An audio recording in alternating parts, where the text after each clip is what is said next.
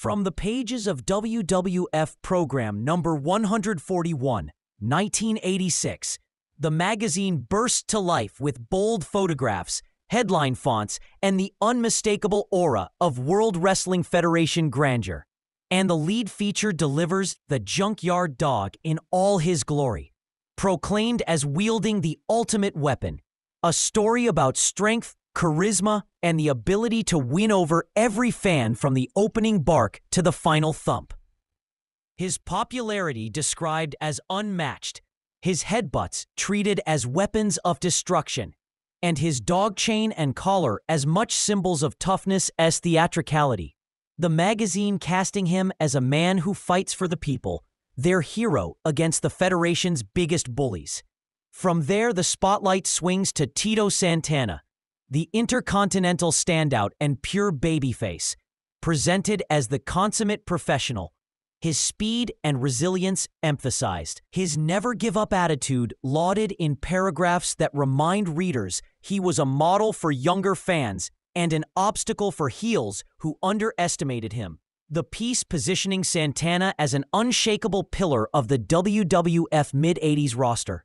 Then the darkness creeps in as King Kong Bundy fills the pages. The 500-pound avalanche, his body mass and bald glare dominating the photography. The text reminding fans of his destruction of opponents and his infamous 5-count demand.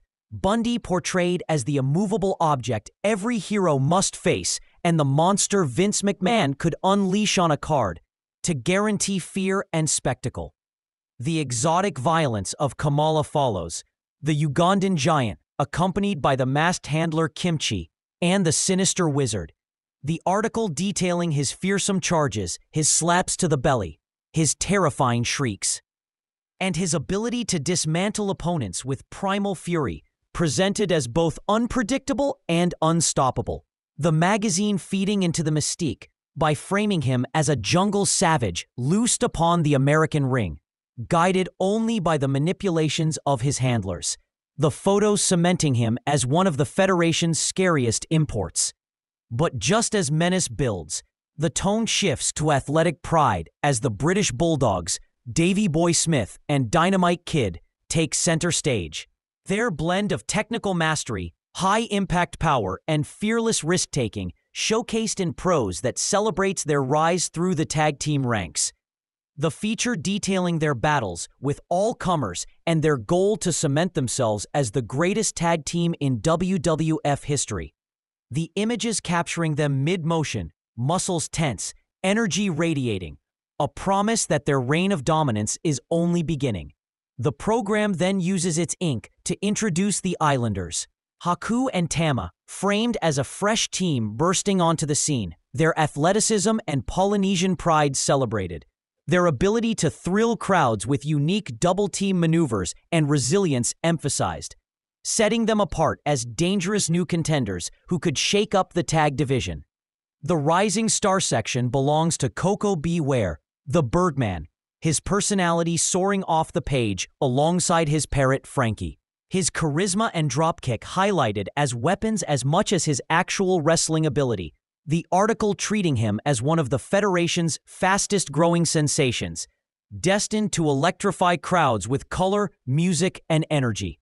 Surrounding these features are the pages that made WWF programs a treasure trove for fans.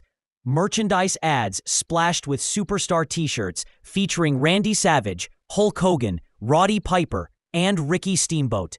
Satin jackets with bold WWF logos. Foam fingers, puzzles, posters of Savage with Elizabeth, accessories from headbands to wristbands, all laid out with order forms begging fans to clip and mail, making the program not just a keepsake, but a shopping catalog of wrestling identity. More ads follow, subscriptions to the WWF magazine itself, the promise of monthly color portraits, insider features, and collectibles that would make every fan feel connected. The Action Line, offering hotline-style blurbs and Federation updates. The editorial credits tucked neatly toward the back, reminding readers of the production effort behind the spectacle. The tone across every page is consistent. The WWF presented as the most colorful, dramatic, unstoppable force in sports and entertainment. Every wrestler portrayed as larger than life. Every manager as sinister or heroic. Every article feeding the narrative that the Federation was a world unto itself, where Junkyard Dog's bark was as deadly as Bundy's avalanche, where Santana's heart beat as strongly as Kamala's war drum, where the Bulldogs, Islanders, and Coco Beware proved that the future was as thrilling as the present. The program itself is both storybook and catalog, part hype, part keepsake, a snapshot of the mid-'80s wrestling explosion captured in ink and paper.